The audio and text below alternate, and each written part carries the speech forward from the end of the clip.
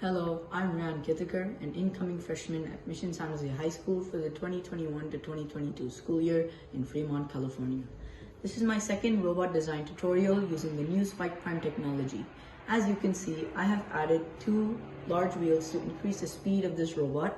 There is also a hub with an inbuilt gyro, two medium motors, two large motors, a color sensor, and an ultrasonic sensor.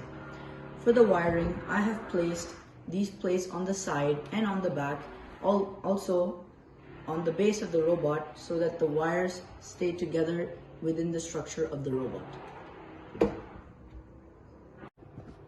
The next few minutes consist of building instructions for this robot. This is for inspirational purposes only, and I encourage you to come up with your own design. I hope you enjoyed this video. Please like and subscribe and hit that notification bell for new updates. This is Skill Build, and let's build many skills.